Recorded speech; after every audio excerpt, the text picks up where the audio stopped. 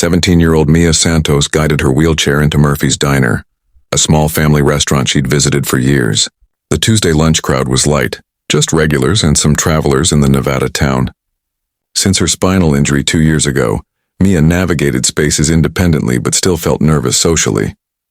She wore a blue sweater and jeans, dark hair in a ponytail, radiating quiet determination. Today was special. She'd received her acceptance letter to study social work at the University of Nevada.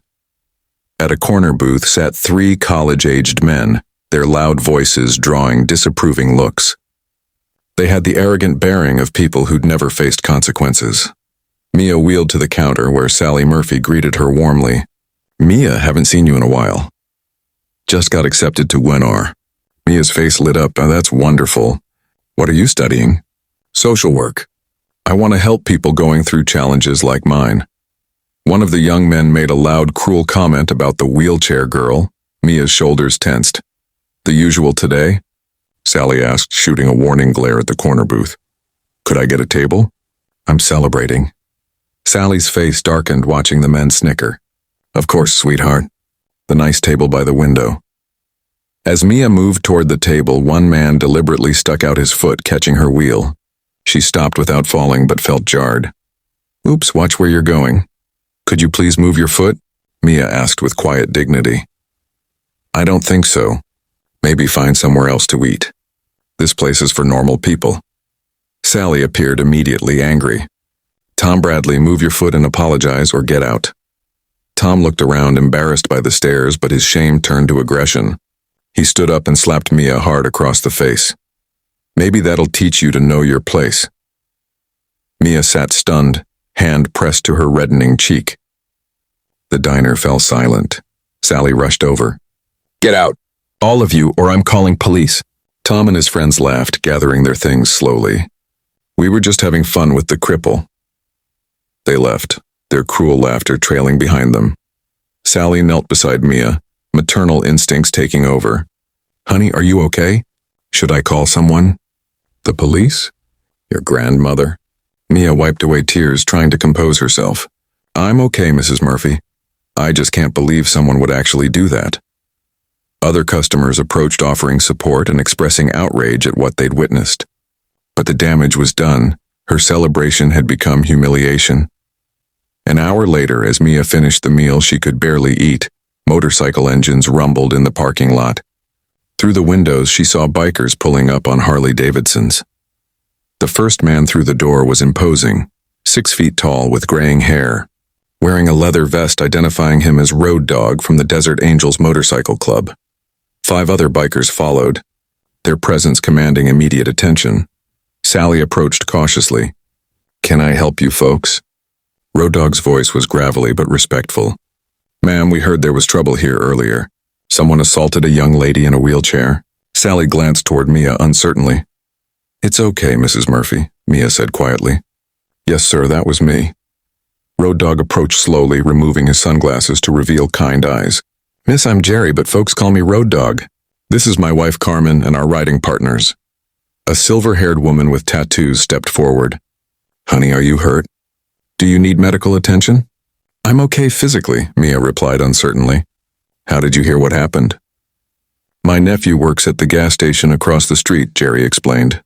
"He saw everything through the window and called me.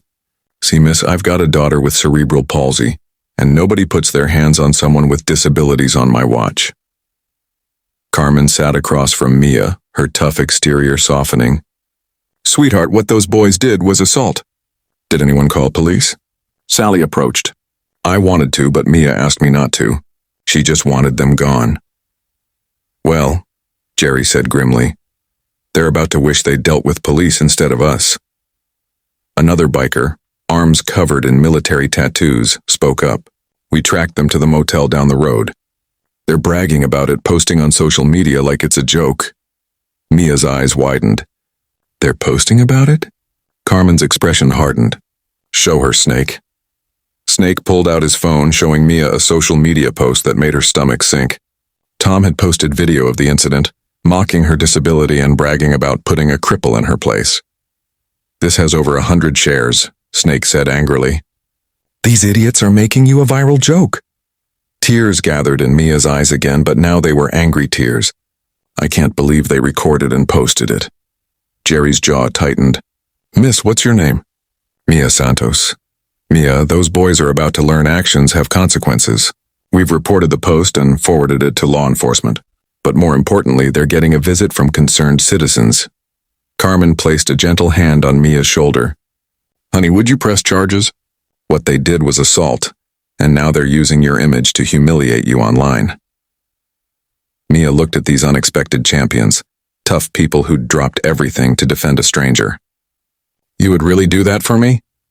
Mia, Jerry said seriously, I've spent my life watching my daughter face challenges most people can't imagine. She's the strongest person I know, and she's taught me that protecting people with disabilities isn't charity. It's basic human decency. Sally, listening to the conversation, approached with determination. Mia, I've got the whole thing on security camera. Clear footage of the assault. If you want to press charges, I'll make sure police get everything they need. Mia sat quietly, thinking about her university acceptance, her plans to become a social worker, her desire to help others facing challenges. Then she looked up at Jerry with new resolve.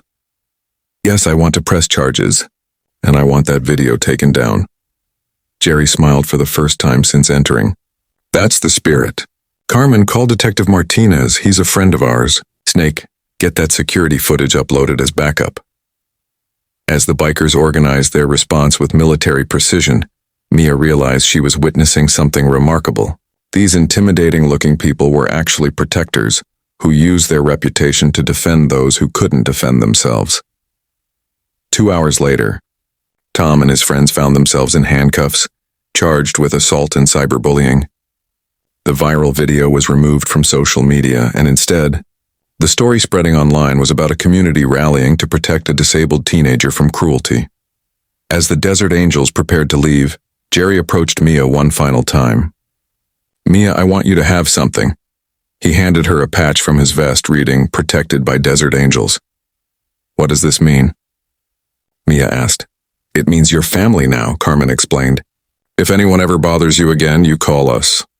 We've got chapters all over the Southwest, and everyone considers you under their protection. Mia held the patch carefully, overwhelmed by strangers' kindness who'd transformed her worst day into something empowering. Thank you all. You've given me something I didn't know I needed. What's that? Jerry asked.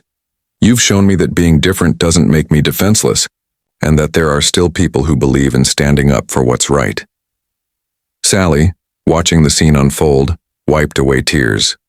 Mia, your grandmother will be so proud when she hears about your acceptance letter and how you handled yourself today.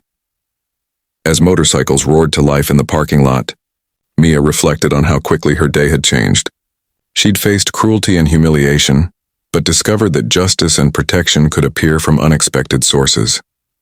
The Desert Angels had taught her that true strength wasn't about physical ability, but about courage to stand up for yourself and others when it mattered most. Sometimes that courage comes riding on Harley Davidsons, wearing leather vests, carrying absolute conviction that everyone deserves dignity and respect.